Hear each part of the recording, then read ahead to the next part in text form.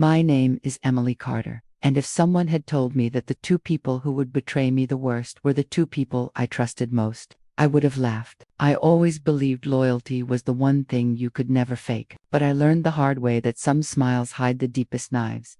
I was in our quiet little home in Richmond, Virginia, simple place with warm lights, wooden floors, and a kitchen that always smelled like cinnamon because I baked too much. I was cooking dinner while my husband, Michael, was showering. It had been an ordinary Thursday night, the kind where nothing feels dramatic enough to be remembered, but sometimes betrayal hides in the most ordinary moments. Michael's phone buzzed on the dining table, buzzed again, a third time fast, urgent, like the person on the other end was impatient. Normally, I never touched his phone. I trusted him. I believed in our marriage enough to never check, never question. But that night, something about the buzzing felt wrong, like the phone itself was panicking. I walked over to silence it so the vibration wouldn't scratch the wood. That was all I intended to do, just move it aside. Then I saw the name, Olivia Reed. My best friend. The girl who held my hair back the night I cried over a breakup in college. The girl who helped me pick my wedding dress. The girl who called me my person whenever we went out for coffee. She had been my friend for 14 years. Why was she texting my husband at 8:47 p.m.? The screen lit again. Another preview appeared. Let me know when she leaves. My heart didn't just drop, it crashed, exploded, scattered. I froze completely. My fingers hovered above the phone but didn't touch it. I couldn't breathe for a few seconds. I couldn't blink. Me. Why would my best friend be waiting for me to leave? Why would she be texting my husband like this? Before I could process anything, another message appeared. I told you she goes to bed early. We'll talk then. Don't stress. Talk about what? My vision blurred. A numbness spread across my chest as fear turned into suspicion, and suspicion turned into something darker. I tapped the notification, and the entire chat opened, and with one swipe, my life cracked open. There were hundreds of messages, days, weeks, months. Scrolling felt like falling down a hole I couldn't climb out of. They had been talking behind my back constantly, laughing about things I said, discussing my schedule, my habits, my moods. Michael had written, "She be out for groceries at 5 tomorrow. We'll have time." Olivia replied, "Perfect. I miss you." I hate doing this in secret. I actually felt my stomach twist. I almost dropped the phone. My throat closed up as my eyes filled with tears so fast I could barely read the screen. My hands trembled, but I kept scrolling, unable to stop myself, even though every word felt like a knife. "I can't keep pretending around her," Olivia wrote. "It's exhausting." Michael responded, "She won't suspect anything. She trusts us. Trusts us." The words hit me harder than anything else. I didn't know anger could make your body feel physically hot, like your skin was burning from the inside. I didn't know heartbreak could make your legs weak enough that you had to grip a table to keep from sinking to the floor.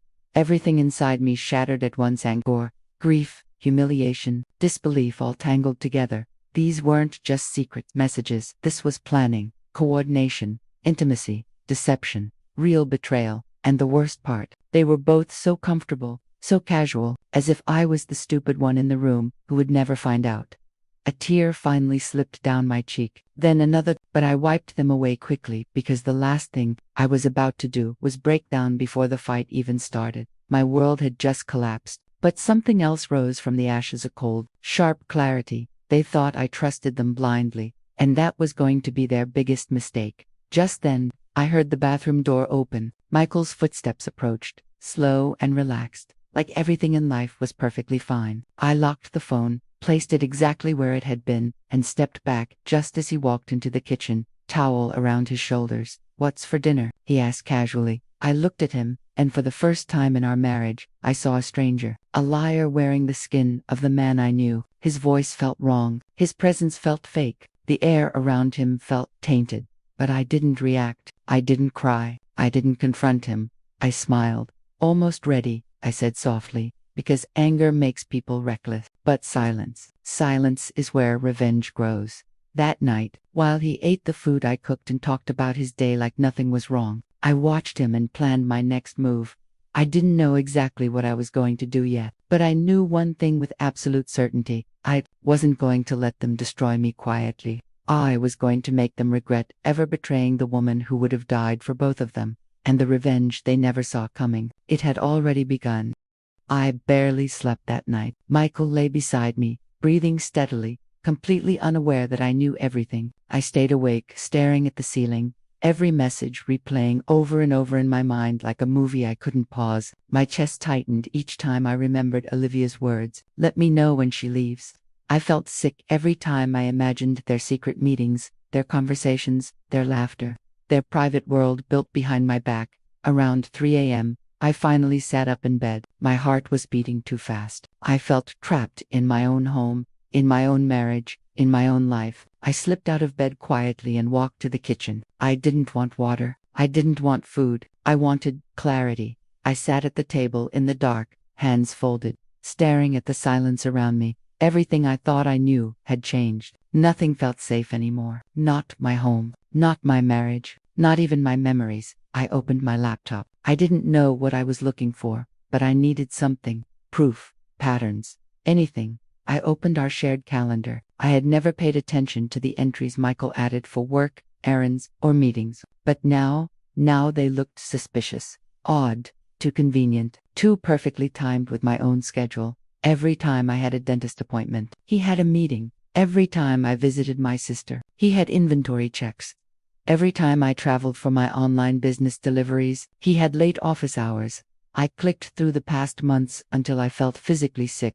All the signs were there. I just never believed he was the type of man to betray me. And Olivia, she was like family. I trusted her more than I trusted myself sometimes. She knew everything about me, my weaknesses, my insecurities, my trust issues, my schedules, my habits. She knew exactly how to betray me so I wouldn't see it coming. I felt anger bubbled so deep in my chest it almost burned.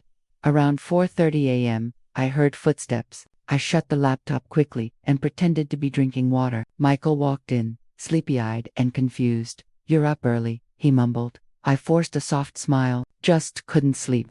He walked over and kissed my forehead. It took every ounce of my strength not to recoil in disgust. If only he knew what I knew. If only he knew the storm that was coming. He stretched lazily and reached for a glass. "I have a long day today. Big client meeting." Lies. I knew exactly where he would really be. I studied his face, every expression, every gesture, every word, and in that moment, something shifted inside me. I realized I wasn't sad anymore. I wasn't heartbroken. I wasn't confused. I was calm, dangerously calm. Because when you lose everything you believed in, you gain the power you didn't know existed.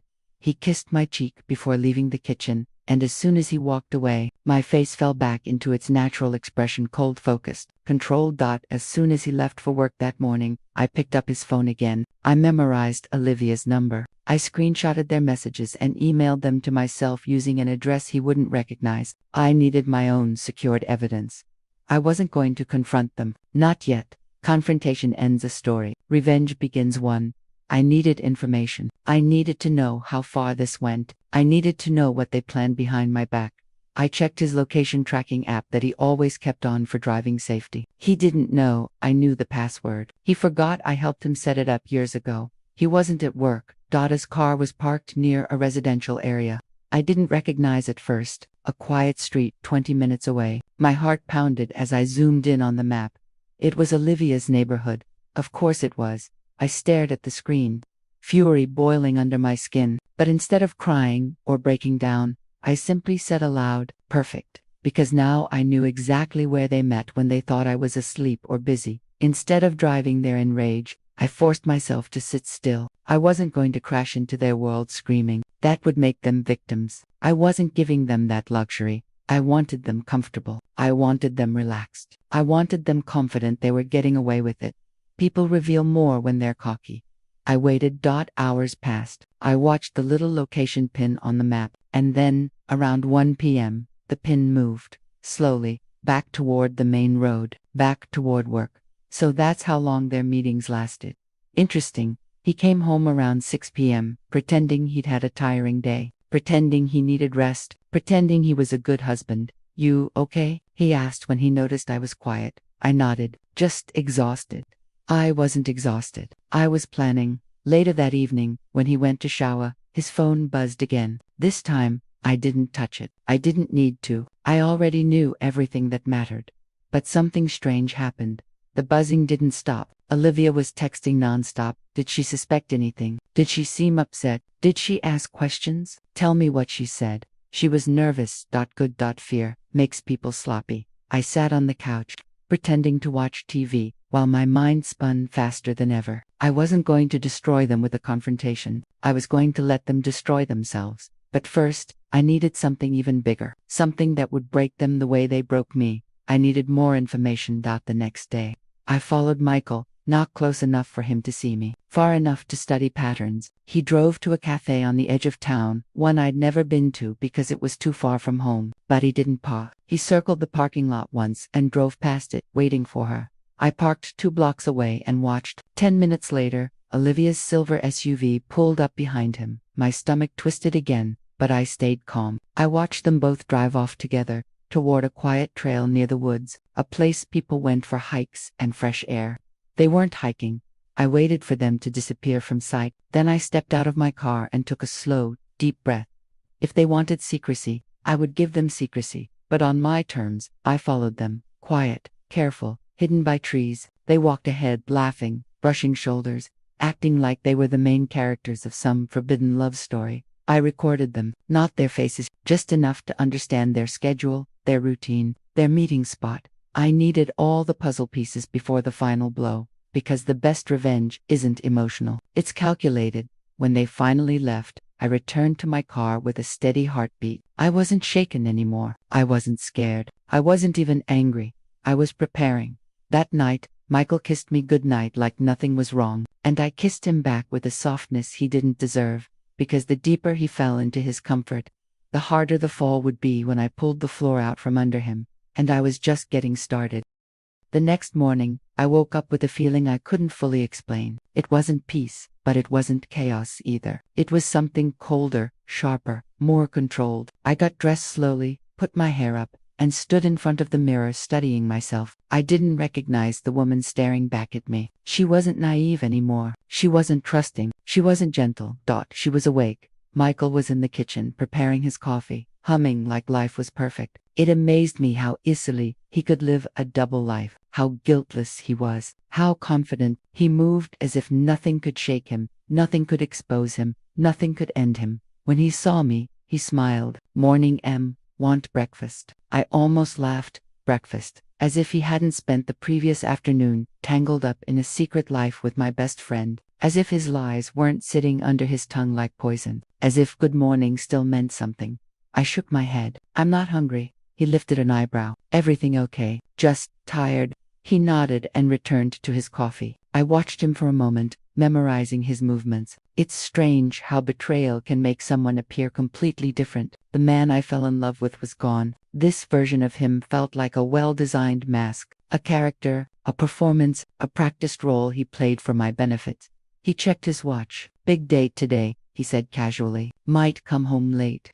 I held back a smirk. I already knew exactly where he would be. "Don't wait up." "I won't," I said softly. He kissed my forehead again before leaving. The gesture no longer hurt me. It disgusted me, and disgust is easier to control than pain.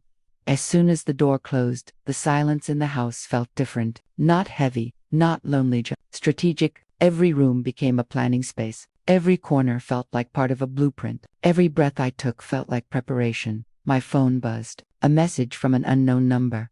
"When can we talk?" I froze for a moment, confused. Then the number rang. When I answered, a hesitant voice spoke. "Emily, it's Jenna. Jenna Clark. An acquaintance, not a close friend. Someone I knew through PTA meetings, school events, neighborhood gatherings. We'd never been more than polite to each other. Why would she be calling? What's going on?" I asked. She hesitated. I heard her breathing, nervous, unsteady. "I don't know how to say this," she whispered, "but I think you need to hear it." My heartbeat quickened. "What is it?" "It's about Michael." My stomach tightened. The room seemed to shrink around me. I gripped the phone harder.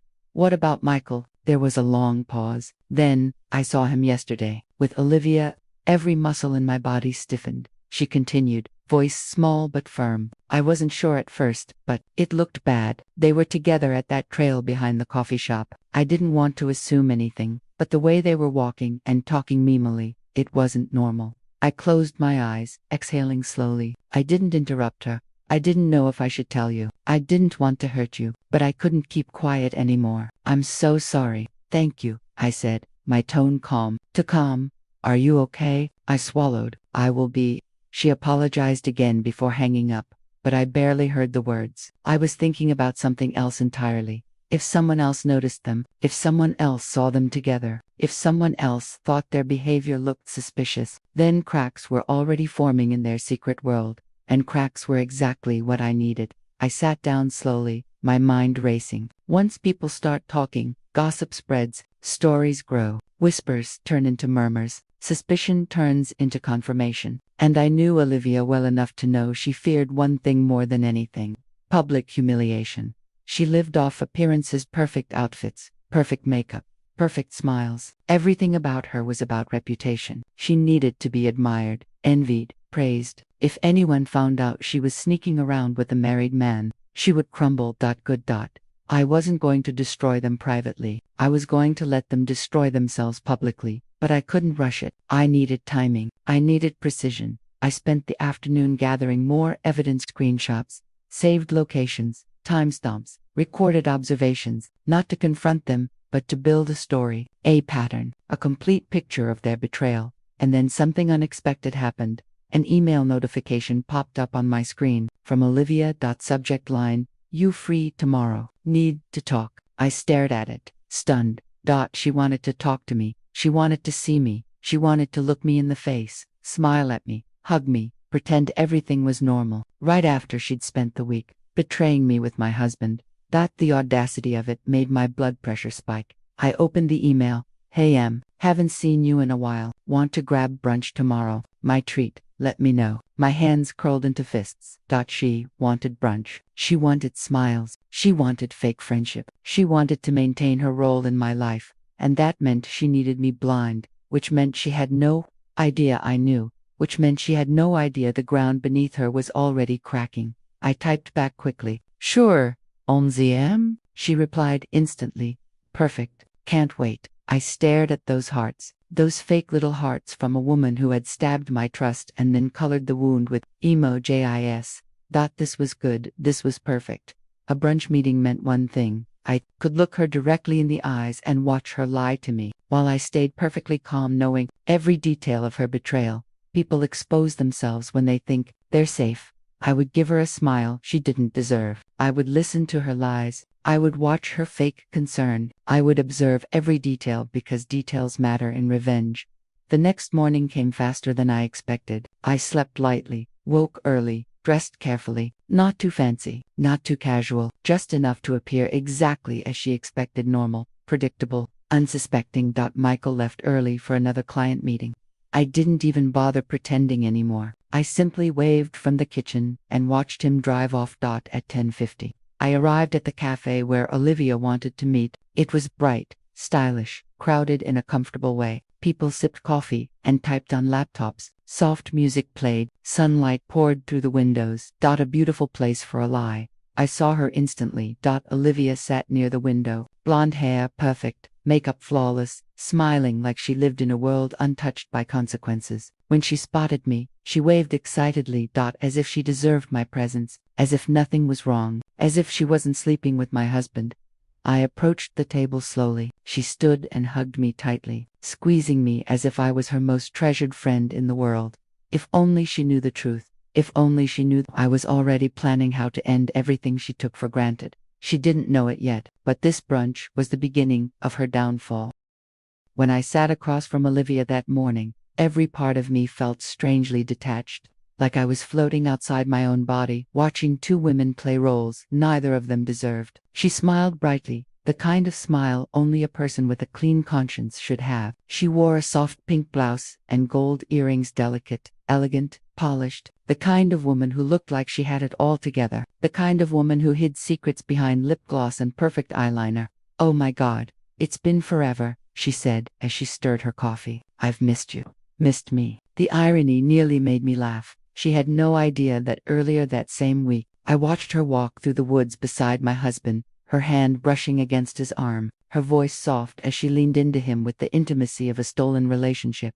I forced a smile. "I've been busy." She nodded sympathetically. placing her hand over mine like she cared. She didn't know I'd seen her messages. She didn't know I'd memorized every word of her betrayals. She didn't know she was sitting across from a woman who had already decided to ruin her. So, she said, sipping her drink, "How's everything? How's Michael?" My heartbeat didn't spike. It didn't falter. It didn't betray me. I had rehearsed my calm. "He's good," I said. "That's great," she said, smiling too wide. "You two are like goals." Honestly, a part of me wondered how she could lie so easily. I wanted to study her like a specimen, how her eyes didn't flinch, how her voice didn't shake, how she projected innocence while carrying a truth that should have shattered her confidence. But then again, people who live double lives become experts at performance. "What about you?" I asked, stirring my tea slowly. "Anything new?" She blinked once too quickly, a small sign of panic, guilt, or fear that I might know something. "Oh, nothing special," she said with a light laugh. "Same old routine. Work, gym, occasional drama." "Drama?" I asked. She shrugged. "You know how it is. People talk, people assume things. It's stupid." I tilted my head slightly. That was interesting. Very interesting. Had someone already confronted her? Had someone already noticed her sneaking around with a married man? Had Jenna mentioned something to her? Had there been rumors? Fear is a funny thing, it hides behind casual words, she continued, her tone suddenly a little more defensive than before. "Like yesterday, someone saw me at the trail and tried to make it something it wasn't. People seriously need hobbies." There it was, the crack in her mask. I kept my expression neutral, even concerned. "That must have been uncomfortable." She waved dismissively. "Oh, please, I handled it. It's nothing." But it wasn't nothing. She was rattled, and rattled people make mistakes. She changed the subject quickly. "Anyway, I wanted to check in on you. You've seemed a little distant lately." Of course I had. I was busy collecting evidence of her betrayal.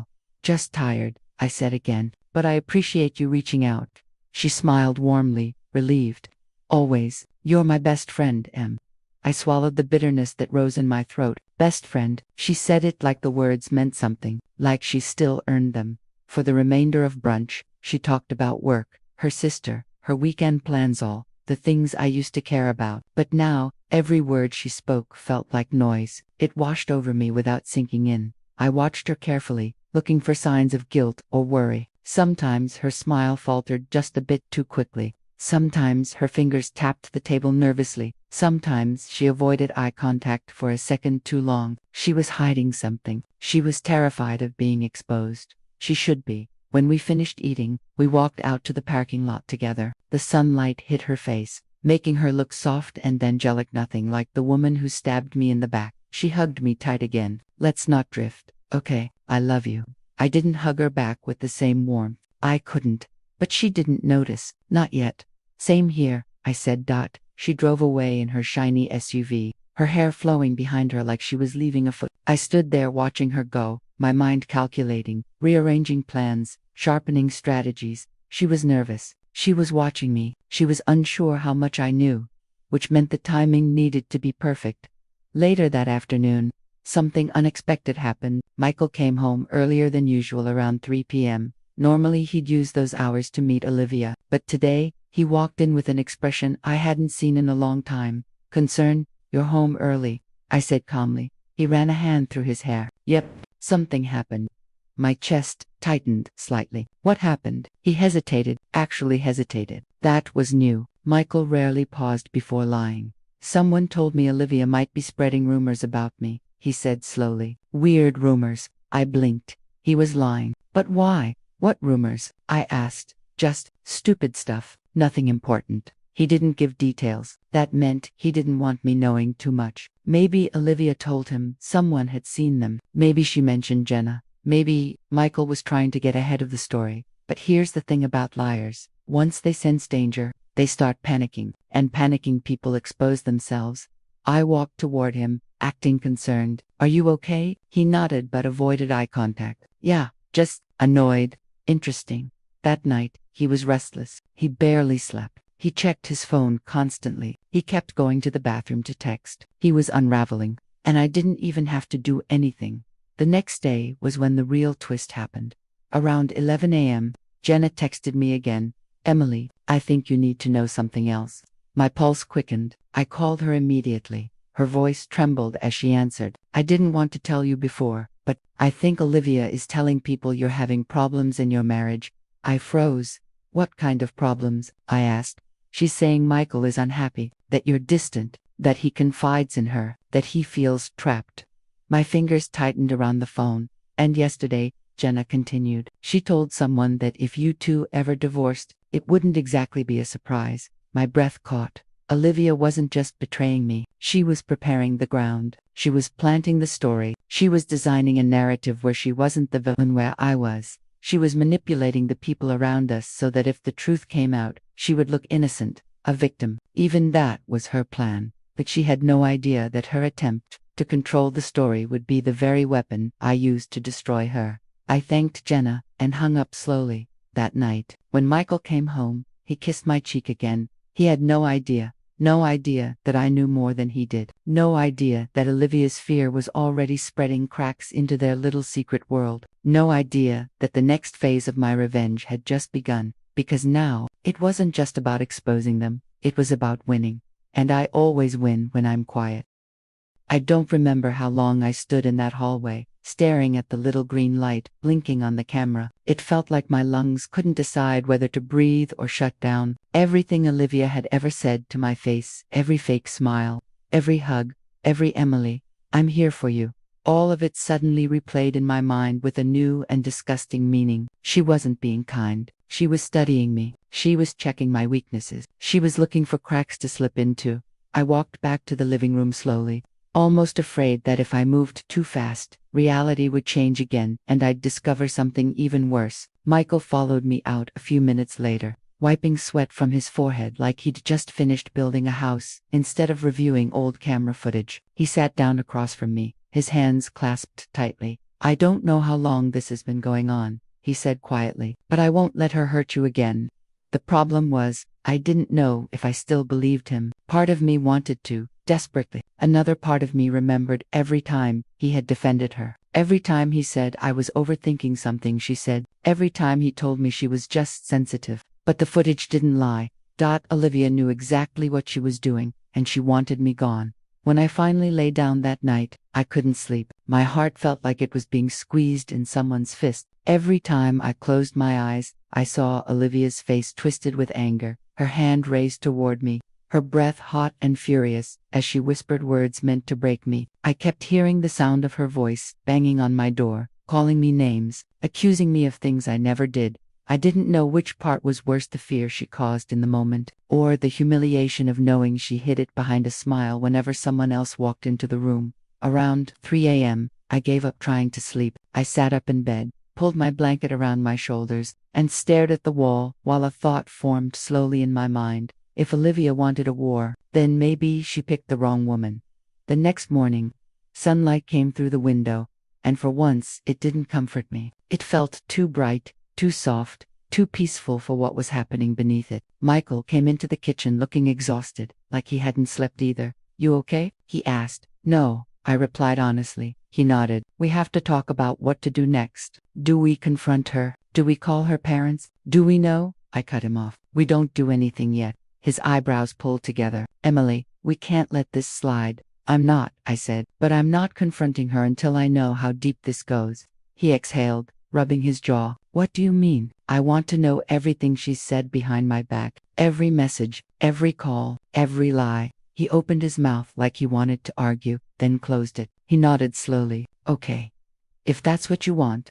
It was, because knowing the truth was the only way I could decide how to destroy it. Later that day, while Michael went to work, I sat on the couch scrolling through every conversation between them. I wasn't looking for Panay. Already had enough of that. I was looking for patterns, for signs, for clues hidden in timestamps, or sudden changes in tone. And then I noticed something that made my stomach turn. The fights Olivia started with me, the insults she threw at me, the moments she accidentally spilled things on me, the times she loudly complained about me to Michael, all of them lined up perfectly with the messages she sent him. It was like she'd rehearsed it privately and then perform it in front of me. She wasn't reacting emotionally, she was planning.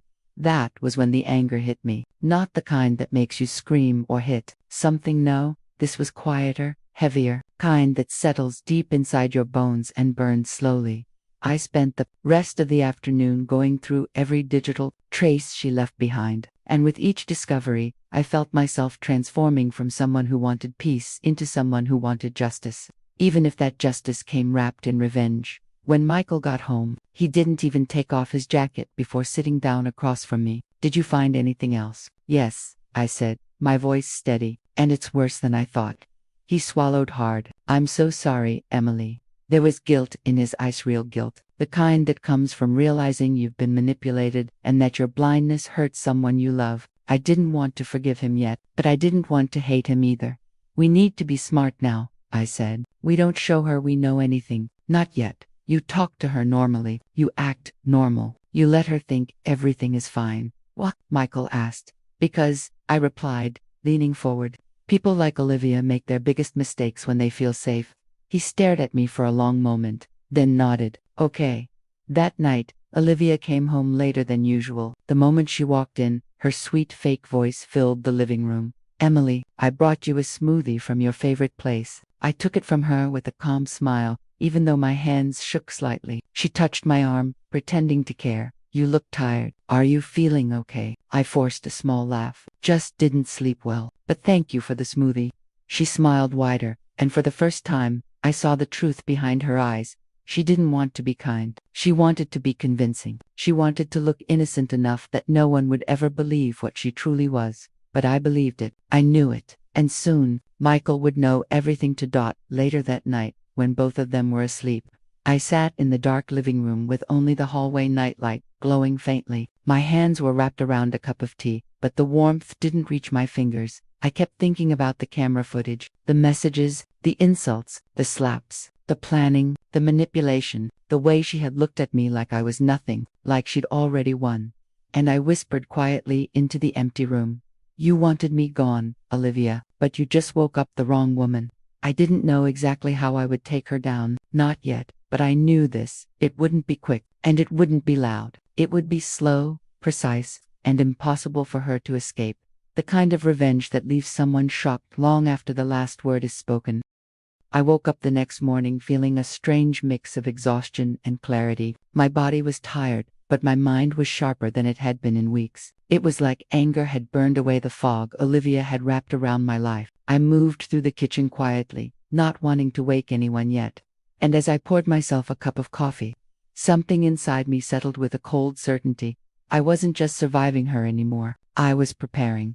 I heard footsteps coming down the hallway, light, quick, almost rehearsed. Olivia appeared with her hair in a messy, innocent bun, and an oversized sweater that made her look soft and gentle. Anyone who didn't know the truth would have called her sweet. But I knew better now. I knew the monster that hid behind that carefully curated softness. "Good morning, Emily," she said with a fake, cheerful tone. "Morning," I replied casually, stirring my coffee. She leaned against the counter like we were friends, like she hadn't spent months tearing down my sanity behind closed doors. "Did you sleep any better last night?" A little," I lied easily. She smiled, and I watched her trying to study me. She was trying to measure my mood, trying to see if her last psychological punches had landed, trying to decide if she still had the upper hand. But she didn't. Michael came in a few minutes later, and his entire body tensed when he saw her. He hid it well mostly, but I saw the stiffness in his shoulders, the tightness around his jaw. He grabbed a mug and poured coffee while Olivia practically floated toward him. "Babe, I was thinking we could go out later," she said softly. Touching his arm, he pulled away, slightly, barely noticeable, but I noticed it. "Maybe," he said. She didn't like that. Her eyes flicked toward me for a split second, and in that glance, I saw annoyance, blame. She thought I had influenced him, twisted him, turned him against her. In her mind, she was always the victim. The rest of the morning passed in tense silence. She left around noon, claiming she had errands. I knew she was meeting a friend, someone she often vented to about me, someone she probably told the same dramatic lies she told Michael. The difference now was, I didn't feel helpless listening to her lies anymore. When the door closed behind her, Michael let out a breath he had been holding all morning. "I can't look at her the same way," he admitted. "She's different now. Or maybe she was always this way." "She was always this way," I said quietly. His eyes dropped, filled with guilt. "I'm sorry I didn't see it." "You weren't supposed to see it," I replied. "That's how people like her work."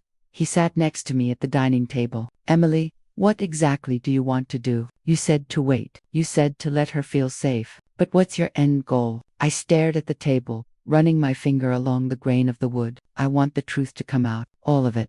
Not just the slaps. Not just the messages. The manipulation.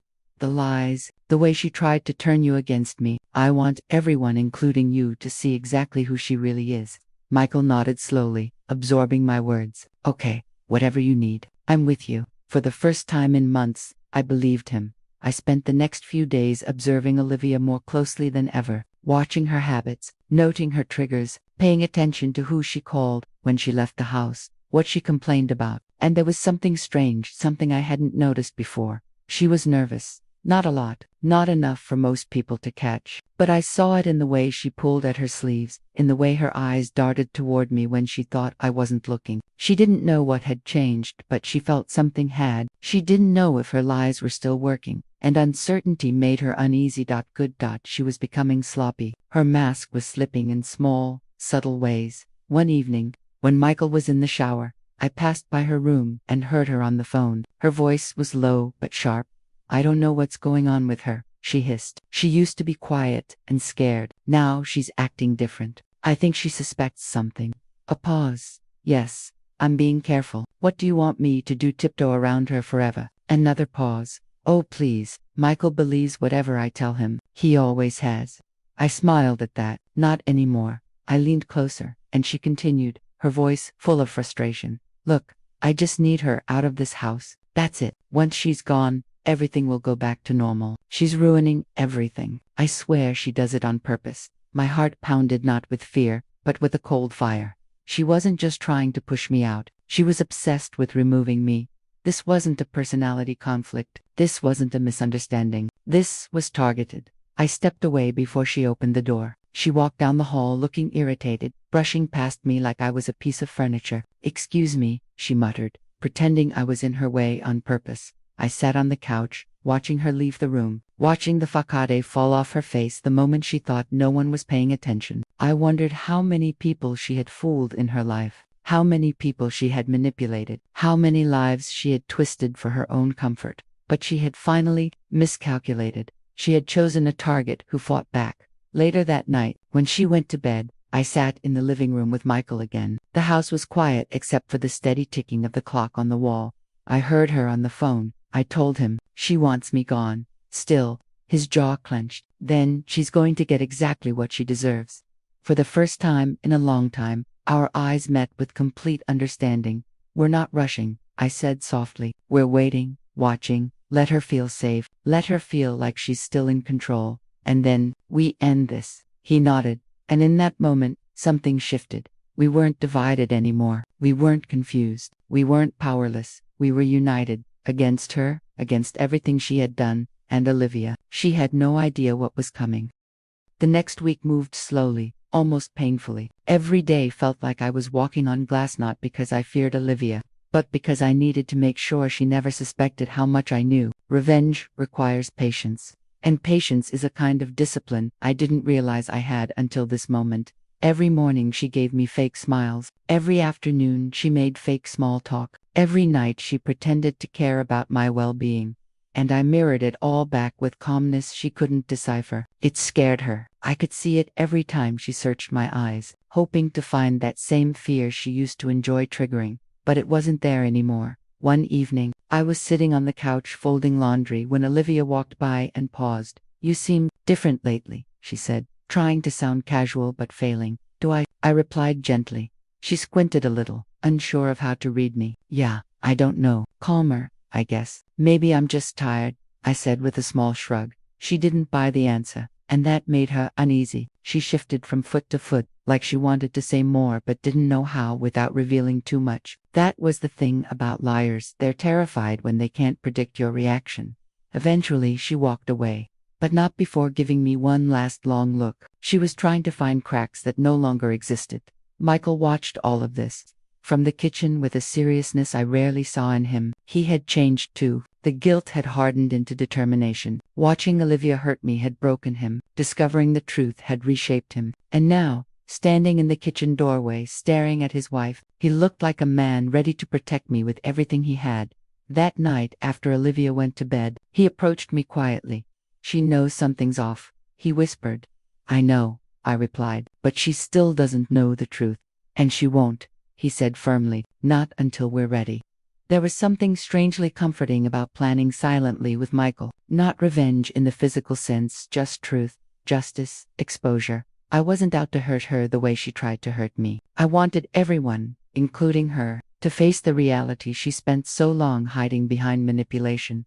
Over the next few days, things shifted even more. Olivia grew quieter, more irritable, less confident. She started picking petty fights with Michael over nothing: misplaced keys, an unwashed mug, a text he didn't answer fast enough. She needed control, she needed power, and she could feel it slipping between her fingers. One afternoon, she stormed into the kitchen while Michael and I were talking about what groceries we needed. She slammed her purse on the counter so hard the sound echoed through the room. "Do you two talk about everything without me now?" she snapped out. Michael turned slowly. "We're literally making a shopping list." "Well, maybe ask me what I need," she said sharply. "I live here too, you know." Her tone was laced with accusation, but underneath it, fear. She was unraveling. Michael didn't engage. "What do you need from the store?" She froze, caught off guard by his calmness. Then she mumbled something about almond milk and stomped away. Not long after, I heard her on the phone again, whispering, pacing, her voice shaky. "No, something's wrong with them," she said angrily. "They're acting weird. I don't like it." "No, I'm not imagining it. Something's changed." Her footsteps stopped abruptly. "No, I'm not doing anything wrong. She's the problem. She always has been." A pause. "Stop telling me to calm down." Her voice cracked on that last word. It was the first time I'd heard real panic in her tone. Later that night, she tried something different. Manipulators always change tactics when their favorite ones stop working. She came into my room softly, her voice trembling as if she had just been crying. "Emily, can I talk to you?" she asked. I nodded, pretending not to notice the redness around her eyes. She sat on the edge of my bed, wringing her hands. "I feel like you're mad at me." I swallowed a small laugh. "Why would I be mad?" She forced a shaky breath. "I don't know. Maybe I'm overthinking. I feel like you don't trust me anymore." She was fishing. She wanted reassurance so she could regain control. "What makes you feel that way?" I asked calmly. She stared at her hands. "You've been quieter, more distant, and Michael's been different too." I tilted my head slightly. "People change sometimes." That answer terrified her more than anything else I could have said. She looked up at me, her eyes wide with confusion and fear. "But we're okay, right?" she asked. I offered a soft, neutral smile. "Of course." She exhaled, relieved, but not fully. She still sensed something underneath, something shifting beyond her control. She left my room quietly, but as soon as the door closed, her expression dropped back into cold suspicion. A few nights later, everything took a new turn. Michael and I were in the living room when Olivia suddenly appeared in the hallway with her arms crossed, staring at us with a strange intensity. "Why are you two always talking alone?" she demanded. Michael's head slowly lifted. "We live in the same house. Talking happens." She stepped closer. "Don't treat me like I'm stupid." He stood up, calm but firm. "No one is treating you like that." "Yes, you are. Both of you are," she shouted, her voice shaking. "You're hiding something." Her outburst wasn't anger, it was desperation. She felt her grip slipping. She felt the world she constructed cracking apart. And Michael, for the first time, stared at her not with confusion or guilt, but with recognition. He finally saw her. Fully, clearly. "We're not hiding anything," he said quietly. "But maybe you should ask yourself why you feel so paranoid."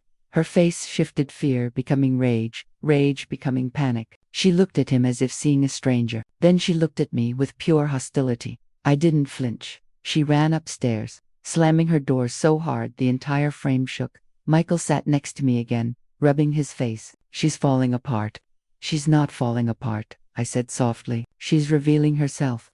The next day, she didn't come out of her room until noon. When she finally emerged, she looked exhausted. Her eyes were puffy, her voice hoarse. She walked around the house sluggishly, as if afraid to face either of us. She knew she was losing control. She just didn't know why.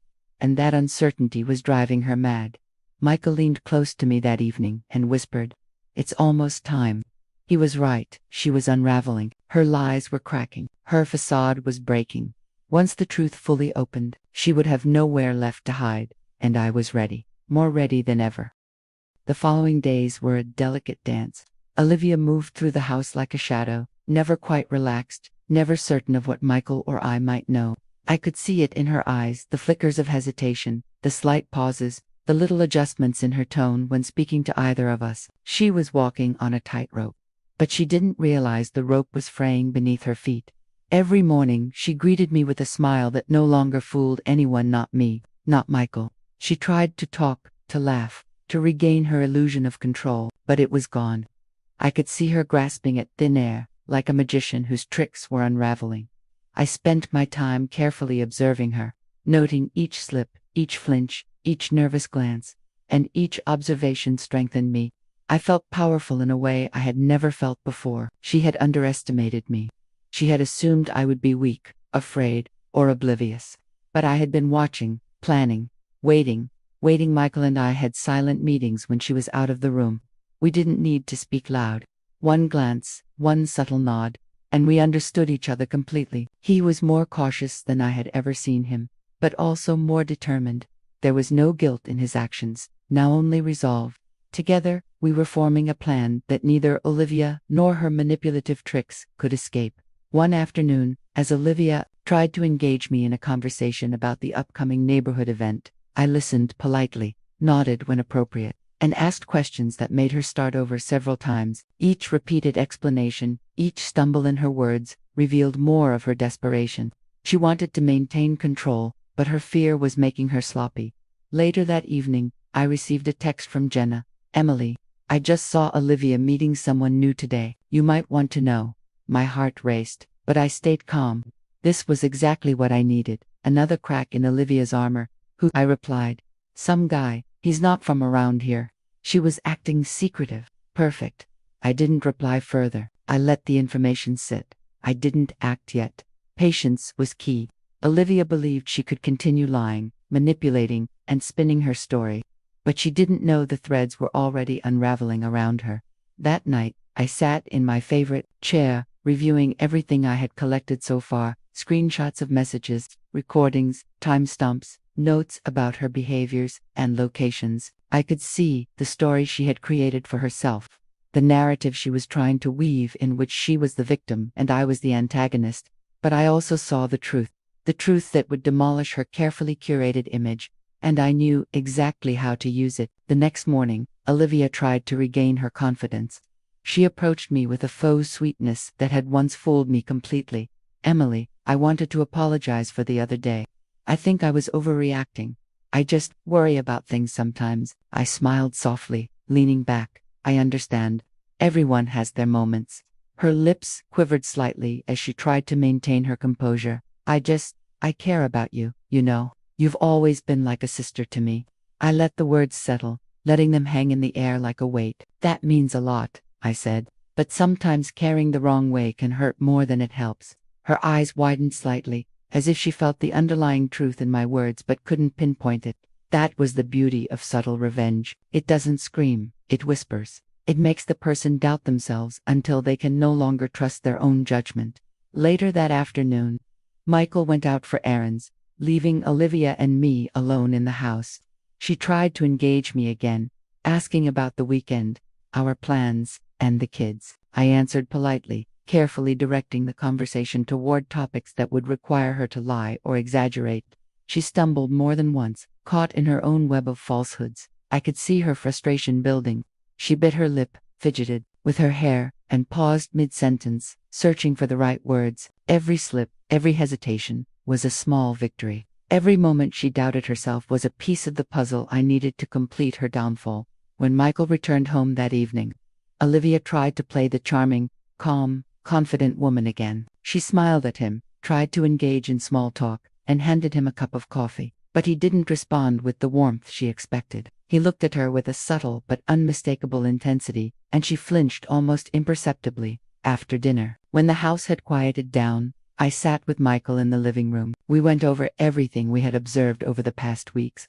Every slip Olivia had made, every anxious glance, every word she had said in panic. We pieced it together like a map, connecting all the dots, until a full picture emerged, a picture of manipulation, lies, and betrayal. "She's close to breaking," Michael said quietly. "I know," I replied. "And when she does, she won't know what hit her." The next morning, I decided to take a step further. I subtly started documenting more than just her behaviors. I started creating evidence that would be undeniable: screenshots, voice memos, little notes about each interaction, time-stamped observations, all compiled into a single, unassailable record of everything she had done. She didn't realize it, but every move she made, every whisper, every manipulative act, was being captured. And when the time came, all of it would be laid bare. That afternoon, Olivia received a call from someone outside our Sokola new acquaintance. She thought she could manipulate. I watched as her confident tone cracked, her voice faltered, and she stammered, trying to control the conversation. I smiled quietly to myself. The walls she had built around her were starting to crumble. That evening, as I watched her retreat to her room, I whispered under my breath, "You wanted this war, Olivia, and now you'll get it. Piece by piece, truth by truth, and there will be nowhere left for you to hide." The house felt different that night.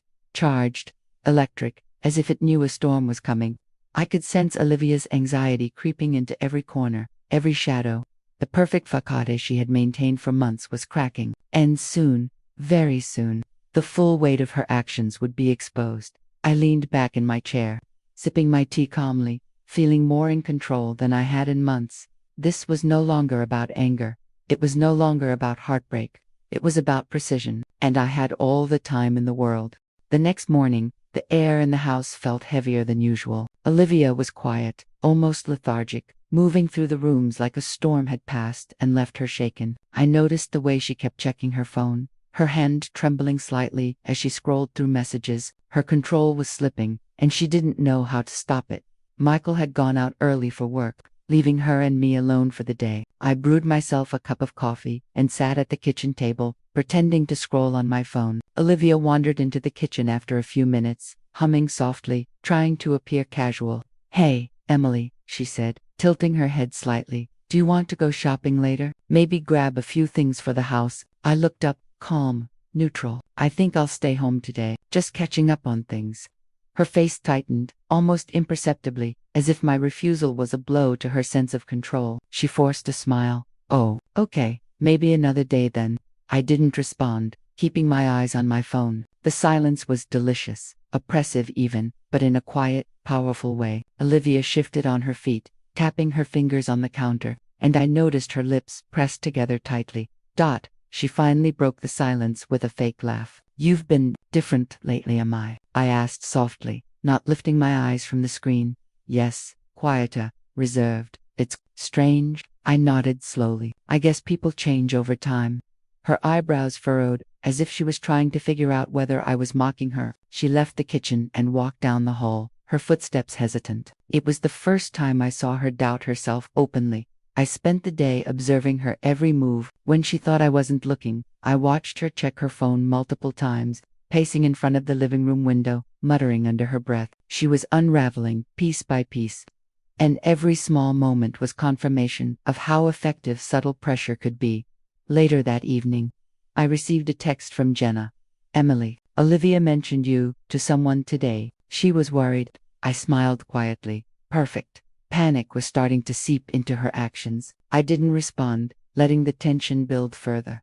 When Michael returned home, he found Olivia in the kitchen, cleaning up with meticulous precision. I watched from the dining room, noticing how her movements were tense, her jaw tight. She glanced at him, attempting a smile, but he didn't respond warmly. He simply nodded. Her eyes flickered, and I saw a shadow of fear in them. After dinner, Olivia retreated to her room early. I waited until the house was silent, then called Michael to the living room. "She's showing cracks," I said softly. He nodded. "I can see it. She's tense, nervous, unpredictable. It's like she's waiting for something to happen but doesn't know what." "Exactly," I replied, "and that's when people like her are the most dangerous." Michael leaned back, thoughtful. "So what's the plan?" "Observation," I said. "We continue collecting evidence, letting her slip further. We don't confront yet, not until the final move is ready." He agreed, and for the rest of the night, we quietly mapped out her routines, conversations, and the subtle patterns of her manipulation. Over the next few days, Olivia's anxiety became more apparent. She stopped smiling genuinely, avoided casual conversations, and started leaving the house frequently under vague excuses. Every action, every avoidance, only confirmed what I already knew. She was losing control. One afternoon, I caught her checking my phone surreptitiously. She froze when our eyes met, quickly hiding her hand. Her face turned red, and I gave a soft, knowing smile. That tiny moment of panic told me she suspected something, but didn't know what. I decided to escalate subtly. I left a small, unimportant notebook open on the dining table. It looked ordinary, filled with grocery lists and household notes, but strategically, I had included a few pages with notes on things she had done, slight observations she didn't know I had recorded, details that could be misinterpreted if discovered. I didn't confront her. I didn't say anything. I simply let her see it out of the corner of her eye as she passed. Her reaction was immediate. She froze, glanced at it, then quickly walked away as if she had seen something she shouldn't have. That night, Michael and I reviewed everything again. "She's getting nervous," I whispered. "Yes," he agreed, "and when she's nervous, she makes mistakes." That was the pattern. Every slip she made, every anxious glance, every hesitation added to the arsenal we were building. Every piece of her unraveling behavior was evidence that would eventually expose her fully. The next morning, Olivia attempted to regain her composure. She came into the living room with a coffee mug in hand, trying to act casual. "Morning, Emily. How did you sleep?" "Better," I said calmly. "Thanks for asking." She forced a small smile, her eyes scanning me for signs of vulnerability. Finding none, she set her mug down a little too forcefully and excused herself. Later, when Michael was at work, I received a text from Jenna. "Emily, I think she's panicking. She's asking people about you." Perfect. The web she had spun around herself was beginning to unravel from all sides. She had no idea that her every move, her every lie, was being documented, analyzed, and recorded. That evening, I sat in the living room, tea in hand, feeling a sense of calm satisfaction. Olivia had built her life on manipulation, lies, and control. She thrived when she was untouchable. But now, she was exposed, weak, and unsure. Every misstep she took, every subtle panic, was a thread leading to the day she would have to face the truth. And I was ready. Michael walked in quietly and sat next to me, his presence reassuring. "She won't know what hit her," he said softly. "No," I whispered, "she won't." The night settled around us, heavy and silent. Outside, the wind rustled the trees, but inside, the house was charged with anticipation. Olivia didn't know it yet, but the final act was approaching. Her secrets, her lies, her manipulation, all of it would be revealed. And when that moment came, she would have no one to blame but herself. I leaned back, sipping my tea, a quiet smile forming. Revenge isn't about rage, it's about precision, timing, watching the pieces fall exactly where they should. Olivia had awakened a fire in me, but the fire wasn't destructive, it was strategic, cold, calculated, relentless, and it was only just beginning. The following morning, the tension in the house was palpable. I could feel it even before Olivia emerged from her room. The moment she stepped into the kitchen, I noticed the slight tremor in her hands, the subtle furrow in her brow, the way her eyes darted nervously between me and Michael. Her facade of confidence was slowly crumbling, and every small misstep she made only fueled the fire of my patience. "Good morning, Emily," she said, her voice tinged with artificial sweetness. "Morning," I replied calmly, lifting my coffee cup to my lips. I let the silence stretch, letting her words hang in the air longer than necessary. The pause was enough to make her shift uneasily on her feet. She cleared her throat. I was thinking maybe we could organize the pantry today. You know, sort through all the food, clean out old stuff." Her suggestion was harmless, but the hesitation in her tone betrayed her. She was fishing, trying to gauge my mood, see if I was angry, fearful, or unsettled. "I'm busy today," I said lightly, not looking up from my mug. "Maybe another time." Her eyes narrowed slightly, almost imperceptibly, and I felt the small satisfaction of control for the first time in weeks. The rest of the morning passed quietly. She moved through the house like a ghost, her every action laced with tension. I could hear the faint sound of her muttering to herself as she arranged things, a dangerous habit of manipulators who try to convince themselves of control when none exists. Later, I received a message from Jenna. Emily. She's asking our neighbors about you. She's trying to figure out what you're up to. I smiled quietly to myself. That was exactly what I needed. Panic makes people sloppy. Desperation makes people reckless. And Olivia had reached the tipping point. When Michael returned home, I updated him on the latest information. His expression hardened as he listened, his jaw tight. She's spiraling, he said softly. Yes, I replied, and every misstep she takes, every anxious glance, it's building the case. She's giving us everything we need. That evening, Olivia approached me with what she clearly intended as charm, a forced smile on her lips. Emily, I was thinking, maybe we could have a girls' night tonight. Just us, catch up, relax. I looked at her calmly, pretending to consider it. Maybe another time, I said evenly. Her lips pressed together, her eyes flicking to Michael as he sat in the living room reading quietly. She realized he was not going to intervene, not going to reassure her or placate her. That small realization hit her hard, and her hand trembled slightly as she adjusted her hair. She left the room without another word, her shoulders tense, her movements sharp and defensive. Every step she took radiated fear and frustration. The next morning, I noticed small changes in her routine. She checked her phone obsessively, her pacing more frequent, her voice when she spoke to me slightly higher than usual. Every gesture screamed anxiety. It was like watching a predator trapped in a cage, sensing the walls closing in but unable to escape. That afternoon, I decided to escalate strategically. I left a small notebook open on the dining table, filled with everyday household notes lists, reminders. SCHEDUL, is but mixed in, were subtle notations about Olivia's behaviors. Nothing that could immediately incriminate her, but enough to make her wonder if I had been watching, if I had been paying attention. Sure enough, later that evening, I saw her glance at it. Her hand froze mid-motion, and she quickly looked away, her face tightening. That tiny moment of fear confirmed everything I needed. She was aware, she suspected. She didn't know the full extent, but the seed of panic had been planted. Michael came home shortly after and observed her from the hallway. She's noticing things, he whispered. Yes, I said softly. And the more she notices, the more mistakes she will make. Olivia tried to engage in casual conversation later that night, but her energy was off. Her smile lacked warmth, her words came too fast, and she fidgeted constantly. Michael and I maintained our calm, not reacting, letting her reveal more with every forced gesture. By the following morning, her anxiety had escalated further. She left the house under vague pretenses, only to return hours later, disheveled, her composure fraying. I watched her carefully, noting every misstep, every hesitation, every suspicious glance. Emily, do you notice something? She asked later that day, her voice trembling slightly. I looked up slowly. What do you mean? You've changed. You're different, quieter, sharper, like you're always watching. I let a faint smile play on my lips. People change, Olivia. Sometimes life teaches you to notice things you never paid attention to before.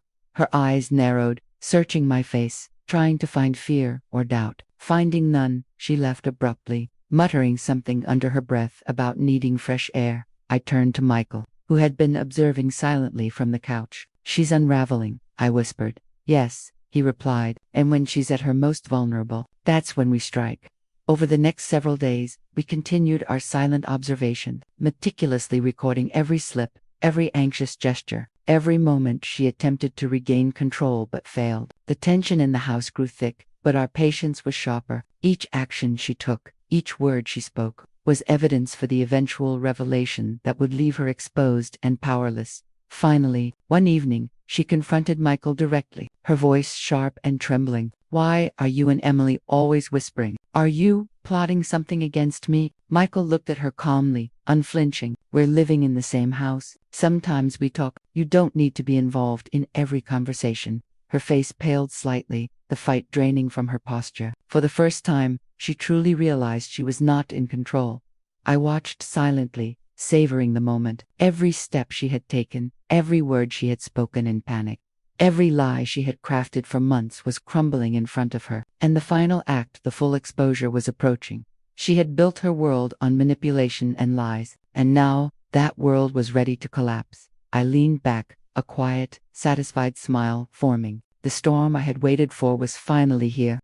The following morning, Olivia woke later than usual, her face pale, and her movements sluggish. I could hear her muttering under her breath as she dressed, her voice quiet but laced with frustration. Every action she took was a study in tension and unease. She had learned, slowly, that control no longer rested in her hands. I watched her from the couch as she poured herself coffee. The way she handled the mug carefully, almost cautiously, spoke volumes. Olivia had been untouchable for months, maybe years, in the way she manipulated, lied, and twisted situations. But now, every glance she cast my way betrayed the fear growing inside her. Michael was in the kitchen, organizing paperwork, oblivious to her subtle panic, but I could see the intensity behind his calm. He had shifted completely. Where he had once been unsure, hesitant, and apologetic, now he was quiet, deliberate, and unwavering. He no longer needed convincing. He saw her for what she was and understood the plan. "Emily," Olivia said suddenly, her voice soft, almost pleading. I looked up from my phone. "Yes." She hesitated, glancing at Michael before returning her gaze to me. I think I may have overreacted before. I didn't mean to create tension. I care." Her words, meant to manipulate, fell flat. I let a slow smile cross my face. "I know," I said calmly, "but sometimes caring in the wrong way can hurt more than it helps." Her hand tightened on the mug. I just don't understand. You're different now. You used to be easier." "I guess I've learned a few things," I replied softly. "Things about boundaries, about respect, about truth."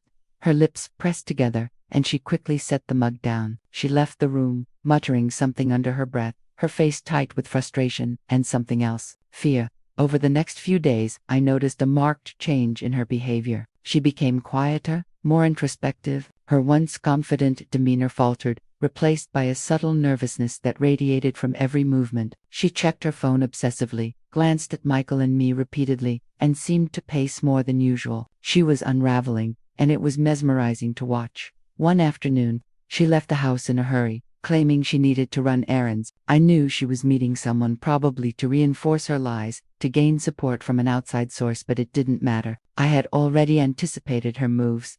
When she returned, she was visibly flustered. Her hair was slightly messy, her expression tight. I watched her from across the room, a quiet satisfaction settling in my chest. Every small slip, every twitch of anxiety, brought us closer to the point where the truth could no longer be hidden. Later that evening, Michael and I spoke quietly in the living room. "She's destabilizing herself," I said. "Yes," he replied, eyes narrowing. "She doesn't realize she's building the case against herself with every move she makes." I nodded. "Exactly, and soon, it will all be laid bare. Every lie, every manipulation, every attempt to turn us against each other, all of it." We spent hours compiling evidence, reviewing messages, voice recordings, timestamps, and behavioral notes. Each piece fit together like puzzle fragments, forming a perfect picture. Olivia had created a narrative in which she was the victim. But the reality, the truth, was far more damning. A few days later, Olivia attempted to regain control. She approached me in the kitchen, smiling in a way that was almost convincing. "Emily, maybe we can talk about last night. I think we need to clear the air." I tilted my head slowly, studying her. "We're fine," I said softly. "Really, there's no tension here." Her eyes flickered, searching mine, trying to find weakness, uncertainty, or fear. Finding none, she forced a smile and left the room. That small moment of panic, hidden behind a mask of false calm, was a victory in itself. Later that night, I reviewed the evidence again. Every screenshot, every message, every behavioral note was carefully documented. Olivia had been meticulous in her deception, but she hadn't anticipated my attention to detail. Every lie she told, every manipulation, every attempt to undermine me was now undeniable. Michael joined me quietly, leaning over my shoulder. "We're ready," he said softly. I nodded, feeling a thrill of anticipation. "Yes, we just need to wait for the perfect moment. She has to reveal herself fully on her own." The next morning, Olivia's behavior reached a new level of anxiety. She paced the hallways, checked her phone repeatedly, and flinched at every sound. It was clear she was aware something had shifted, but she didn't know what. The fear was growing, and it made her sloppy, reckless, and vulnerable. I observed her every move, noting the subtle changes in posture, voice, and expression. Each moment was another piece of the puzzle, another step closer to exposing her completely. Later that afternoon, she tried to engage me in conversation, her voice sweet but forced. "Emily, Do you think maybe we can spend some time together today? Just talk. I smiled gently. I think I'll pass today. Maybe another time. Her eyes widened slightly, a flash of panic crossing her face. She tried to recover, but the tension in her shoulders betrayed her. She left the room, muttering under her breath. Michael watched silently, nodding to me with a subtle glance. We both understood she was destabilizing herself, and the final moment of truth was approaching. That night, I sat quietly in the living room, sipping tea, watching the shadows stretch across the walls. Olivia was upstairs, pacing in her room, muttering to herself, her anxiety reaching a crescendo. The house was charged with tension, and I felt a deep, calm satisfaction. She had awakened something in me, a fire that was precise, patient, and relentless. And now, the pieces were in place. The storm was coming, and Olivia had no idea how completely she was about to lose. The following morning, the house felt eerily quiet. Olivia hadn't emerged from her room until nearly noon, and when she did, her movements were slow, deliberate, and guarded. I could hear her muttering to herself as she dressed, carefully choosing every piece of clothing as if it were armor for a battle she didn't fully understand yet. Her eyes flicked toward me a few times, and I met each glance with complete calm. No fear, no hesitation, just quiet observation. Michael had left early for work, giving Olivia the illusion of freedom. She tried to use it to her advantage, moving around the kitchen like she owned the space. I watched her carefully, noticing the tension in her hands, the slight tremor in her voice, the way she paused mid-step as if listening for invisible whispers. Every motion, every hesitation, every forced smile told me exactly where her mind was unstable, defensive, panicked. "Emily," she said suddenly, attempting casualness. Her voice was tight, too high, her smile strained. "Do you think maybe we could go shopping today? Maybe get some things for the house?" I didn't look up from my phone. "I'm busy today," I replied evenly, calm and neutral. "Maybe another time." She stiffened slightly, and I could almost feel the small panic building behind her forced composure. Her eyes searched mine for a reaction, trying to gauge if she had broken through my calm facade. She hadn't. She left the room abruptly, her footsteps sharp, her frustration palpable. Later, I received a text from Jenna. "Emily, she's asking neighbors about you. She's trying to find out what you're doing." Perfect. Every move she made, every attempt to gather information, was proof of her unraveling control. Panic and desperation were now her driving forces, and I let it happen naturally. I didn't need to provoke her. I only needed to observe, record, and wait for the perfect moment. When Michael returned home, I quietly briefed him. "She's destabilizing herself," I said. "Yes," he replied. "She's paranoid. Every slip she makes, every anxious glance, it's building the case. We just need to let her continue. The longer she spirals, the more evidence we get." I nodded, satisfied. "She's giving us everything we need, Michael. Every mistake, every anxious word, every tiny slip, it's all going to count when the truth comes out." That evening, Olivia tried to engage me again, with her typical fake sweetness, but it was poorly executed. "Emily, maybe we could have a girls' night tonight, just us. Talk, catch up." I looked at her, calm, neutral. "Maybe another time." Her forced smile faltered. She turned away quickly, muttering something under her breath. That single hesitation, the tiny crack in her mask, was everything I needed. Her control had slipped, and she didn't even realize it. The next morning, she woke late again, moving with exhaustion and tension. She left the house for errands, and I knew she was meeting someone, an ally, a confidant, anyone who could help reinforce her lies. But she didn't realize that every move she made was being documented. Every meeting, every conversation, every gesture would be evidence later. When she returned, she was visibly flustered. Her composure was shaky, her smile forced, her hands trembling slightly as she adjusted her hair. She glanced at Michael, searching for reassurance or guidance, and finding none, she flinched. I watched in silence. Every slip, every moment of panic, every attempt to regain control only tightened the threads that would eventually unravel her completely. Later that evening, Olivia confronted Michael directly, her voice sharp, trembling, and desperate. "Why are you and Emily always whispering? Are you plotting something against me?" Michael looked at her calmly, unflinching. "We're living in the same house. Sometimes we talk. You don't need to be involved in every conversation." Her face paled slightly. The fight drained from her posture. For the first time, she truly realized she was not in control.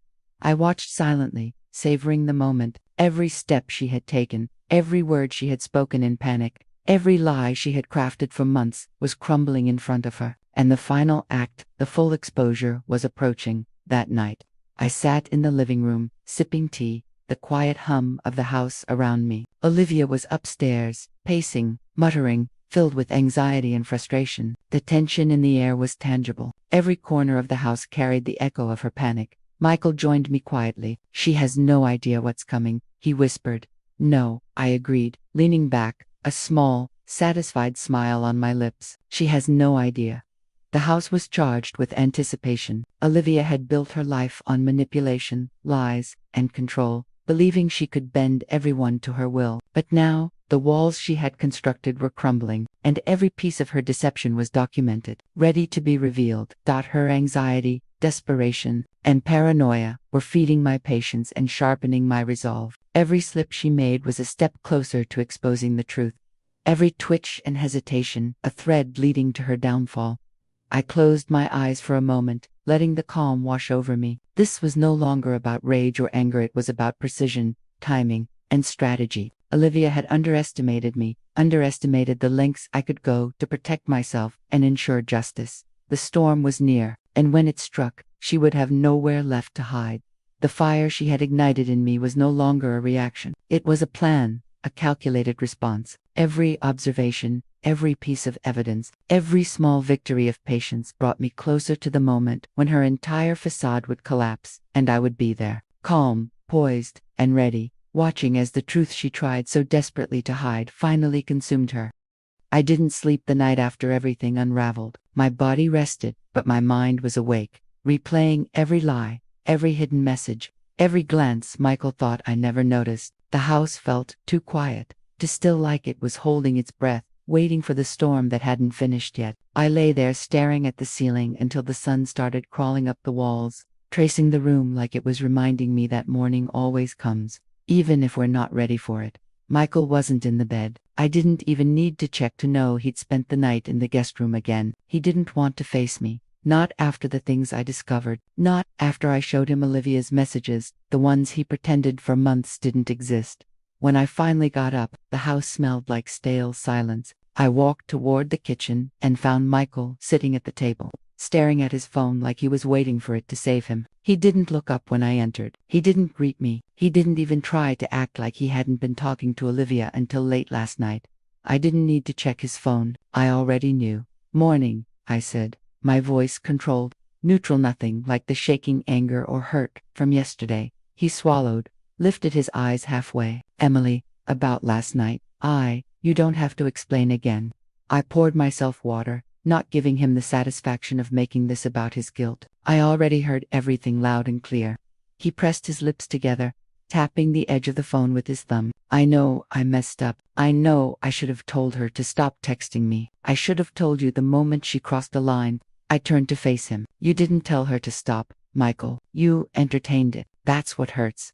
He didn't deny it. That told me more truth than any apology ever could. Before he could speak again, his phone lit up, and I didn't have to guess who it was. Olivia's name flashed across the screen like a curse. He panicked and flipped the phone over, but it was too late. I'd already seen it.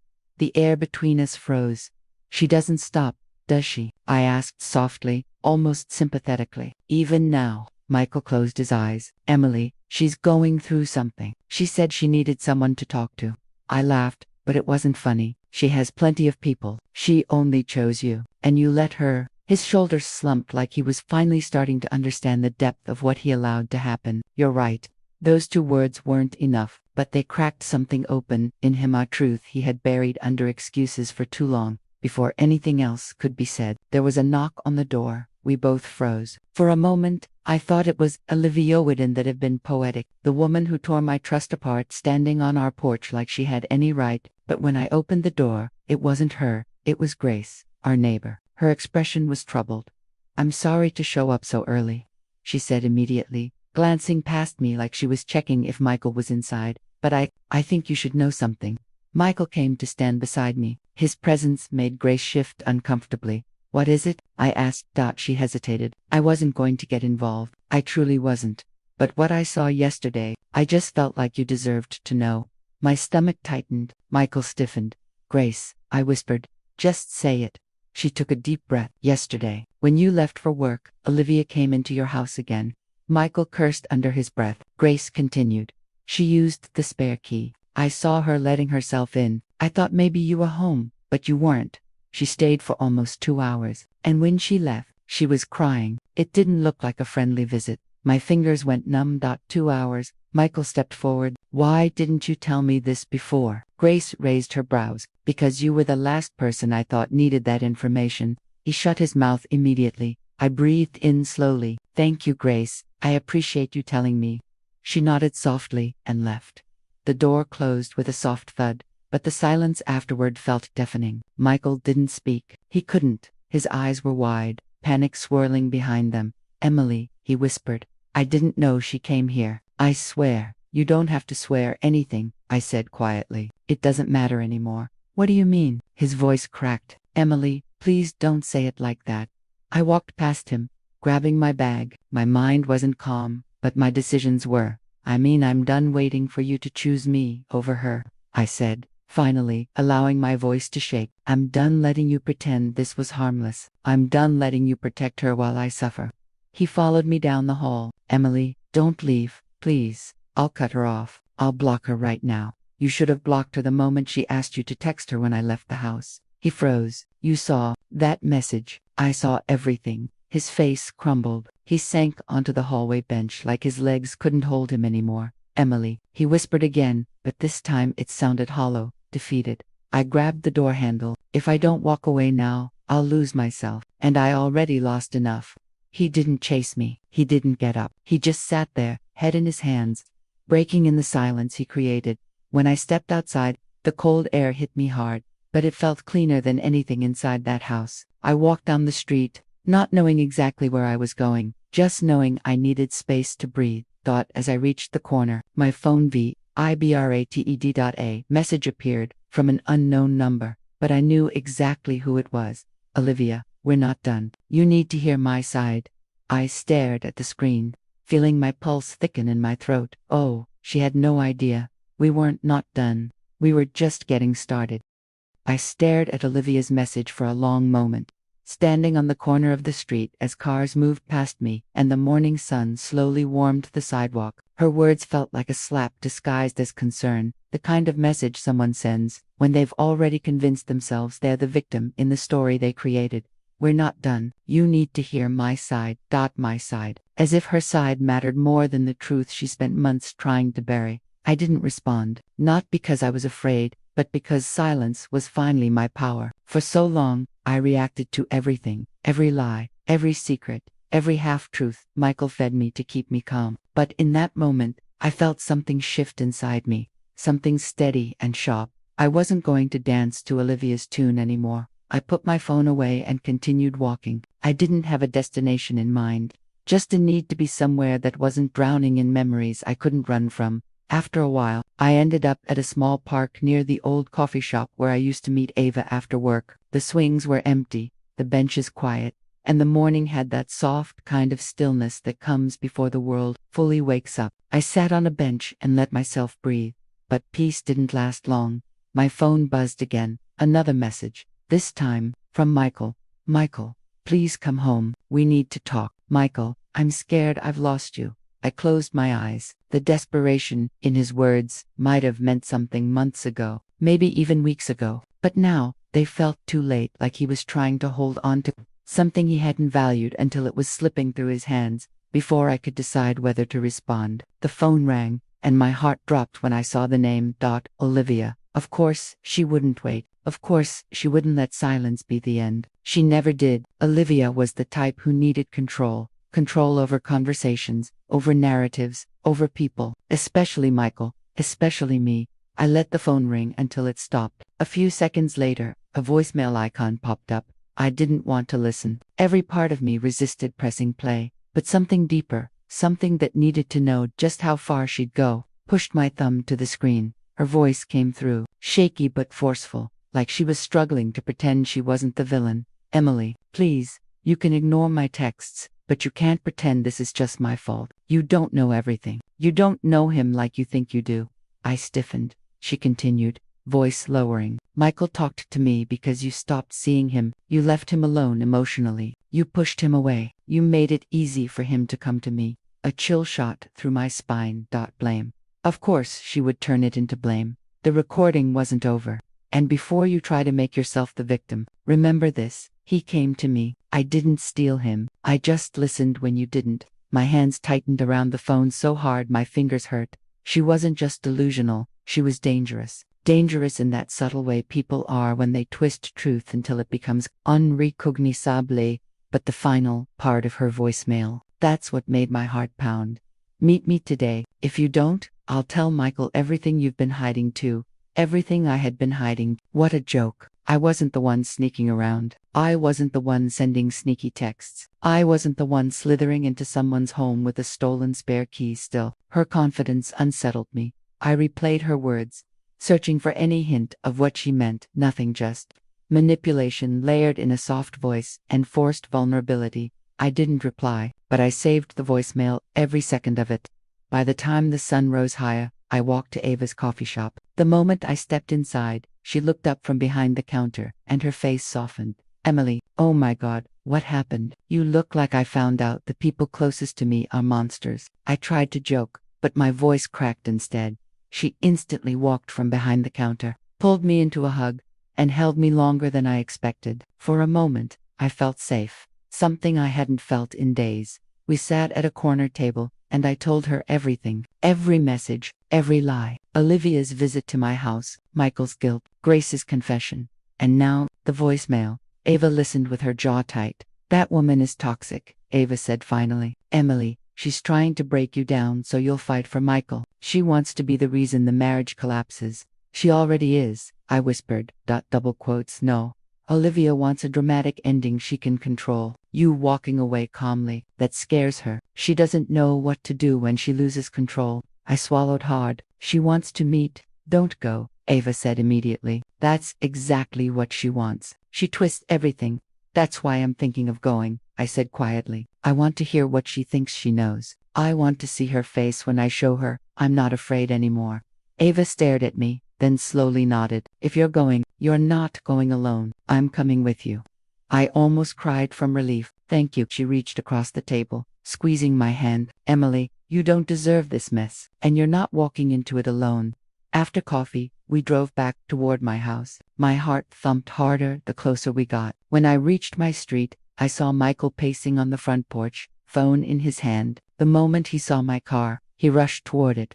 I stepped out before Ava could even unbuckle. Emily, thank God. I thought I held up a hand. Not now. He stopped instantly. Ava stepped out too, eyeing him like he was a threat. Michael looked between us nervously. Please, can we talk? I'm losing my mind. I need to explain. And then his phone rang. I didn't need to see the screen. His face told me everything. Olivia. He froze, not answering. And I watched him, really watched him, as the phone rang in his hand. He looked at the screen, then at me. And for the first time since this nightmare began, he hit decline. The phone fell silent. But Olivia was not the kind of person who accepted silence. She would try again, and again, and again. And I would be waiting, ready, because part 14 wasn't just about surviving anymore. It was about taking back everything she tried to steal. Everything inside me felt like a slow-burning fire, not wild enough to destroy me, but strong enough to keep me moving. By the time I stepped inside the house with Ava beside me and Michael trailing behind us like a man who knew he'd broken something sacred, the air was thick with words waiting to be said. But before any of us could speak, my phone buzzed again. Another message from Olivia. I know you're ignoring me. Meet me at the old parking lot behind Riverside. You owe me this. Owe her. I almost laughed. The only thing I owed her was the truth. She kept running from Ava read the message over my shoulder. She's cornered. This is her last attempt to get inside your head. I know, I whispered. But I need to end this with her. I need her to hear me, not through texts, not through voicemails, but face to face. Michael stepped forward, voice trembling. I'm coming with you. I turned to him slowly. You're the reason she won't stop. You're her audience, her comfort, her excuse. No, you're staying here. He flinched like I'd slapped him, but Ava nodded firmly at my side. Emily's right. She needs to go without you. Olivia would use you to twist the story. He sank into a chair, his shoulders collapsing inward. Emily, I'm begging you, just come back safe. I didn't promise him anything, not because I didn't intend to return, but because he no longer deserved the instant calm of my reassurance. Not anymore. Ava drove us to Riverside. The parking lot was almost abandoned. A few old light poles, cracked pavement, the distant sound of cars from the highway. The kind of place where secrets felt safe. The kind of place where Olivier probably felt bold. When we pulled in, Olivia's car was already there. She stood leaning against the hood, arms crossed, sunglasses on. Even though the sun had started to set an image she clearly rehearsed, she always cared more about appearances than truth. But when she saw Ava step out first, her jaw tightened. Really, Olivia said, her voice sharp. You brought her. I stepped out behind Ava, closing the door gently. Ava's here because I'm done letting you isolate me. You're not the only one who gets support. Olivia scoffed. Please, you act like I'm some villain, like I came in and destroyed a perfect marriage. I walked closer, steady, calm. You didn't destroy it, Olivia. You revealed what was already broken. There's a difference. She ripped off her sunglasses, eyes red-rimmed and angry. You don't get it. Michael came to me because he was unhappy, because you were cold, because you shut him out. Ava stepped forward, but I lifted a hand to stop her. Olivia, I said slowly. Michael came to you because you made it easy. You pushed yourself into every space he left unguarded. You flirted. You overstepped. You fed on his confusion. Her chin lifted. He didn't seem confused when he told me things he never told you. Something twisted in my chest, but I didn't show it. And what did he tell you, Olivia? That he was frustrated, that he felt unseen. Every couple goes through that. Every relationship hits rough patches. That doesn't make you special. It makes you opportunistic. Her face hardened. So you think this is all my fault? No, I whispered. I think you and Michael both made choices, but only one of you kept pushing even when I confronted the truth. Only one of you broke into my home, waited for him, and cried in my living room. Only one of you threatened me when I finally stood up for myself. A shadow flickered in her eyes. She hadn't expected me to know that. You think you can talk to me like you're innocent, she snapped. You've been hiding things too. You're not perfect either. A chill slid down my spine. What exactly do you think I'm hiding? She hesitated. A long, shaky pause. She had nothing. Absolutely nothing. Ava folded her arms. Wow, you threatened her with a lie you never planned to explain. Typical. Olivia's voice cracked. I did it because I'm losing everything. I don't have him. I don't have you. I don't have anyone who cares. I shook my head. You never cared about keeping people. You cared about being chosen, about winning. That's why you targeted my husband instead of fixing your own life. She blinked rapidly, tears spilling. I loved him, Emily. I really did. Her confession didn't stab me the way I expected. Instead, it felt like clarity. Sharp, clean. You loved the version of him who existed when he talked to you. I said softly. You loved being his escape. You didn't love the real man, the one who hurts people, the one who lies, the one who can't even face his own mistakes. She stared at me like I had punctured the last illusion she was clinging to. I stepped even closer, my voice steady. And you didn't love me as a friend. You loved being the person who knew more than I did. You loved being needed. She covered her face with her hands, sobbing. I'm sorry. I never meant for it to go this far. Ava whispered, too late for that. I took a breath, slow, deep, final. Olivia, I'm not here for revenge. That already happened on its own. You ruined your own reputation. You lost your own peace. You exposed yourself. She dropped her hands, mascara streaking her cheeks. And I'm not here to beg you to leave Michael alone, I continued. I don't need to. He already chose to let you go the moment he declined your call. Her entire body flinched, like she didn't know that had happened. He declined it. Yes. She staggered back, staring at the ground as if the reality had just crashed through her last hope. For a moment, I almost felt pity. Almost. You know what I'm here for, I said gently. Closure. Real closure. The kind where I walk away and never look back. She wiped her face, voice small. Are you leaving him? Yes, I whispered. I am. Shock hit her visibly, her shoulders trembling, breath hitching. But instead of joy or satisfaction, she just looked lost. Then why are you here? Her voice cracked. Because I needed you to see that I didn't lose, I said softly. I stepped away. Ava's hand brushed my arm, grounding me. I'm done with this triangle, I continued. I'm done with the lies, and I'm done giving you space in my head. Olivia opened her mouth, but no words came out. You don't get to break me, I said quietly. Not anymore. She nodded slowly, tears still falling, but the fight inside her was gone, completely gone. I turned and walked back to the car, without waiting for her response. Ava followed, silent until we were inside. That, she said finally, was the strongest thing I've ever seen you do. My chest rose with a slow, painful breath. It didn't feel strong. It was, she said. You chose yourself. The drive back was quiet. My mind replayed everything. The betrayal, the anger, the pain, the confrontation. But instead of breaking me, it felt like shedding a heavy skin I'd worn for far too long. When I reached my house, Michael was still sitting on the porch. His eyes were swollen, his face pale. He stood when he saw me. Emily, are you okay? I'm leaving, I said softly. His face fell. Emily, please, I'm not leaving because of Olivia, I whispered. I'm leaving because of you, because you let this happen, because you let her in, because you broke something I can't fix. He reached for me, but I stepped back. This isn't revenge, I said gently. This is healing mine. Tears filled his eyes. I love you. I know, I whispered. But love isn't enough when trust is gone. He dropped his head into his hands. I walked inside, packed my things quietly, and stepped out without slamming the door. No screaming, no drama, no ugly goodbye, just peace. For the first time in months, maybe years, I felt light as I walked down the street with my suitcase rolling behind me. My phone buzzed. A message from Ava. Proud of you. Your new beginning starts now. I smiled, a real, full, quiet smile, because she was right. The story didn't end with betrayal. It ended with freedom. And for the first time, I was ready for everything that came after. We've all faced lies and betrayal, but Emily's story takes it to another level. Hit like, subscribe, and comment your reaction. Would you forgive or take revenge?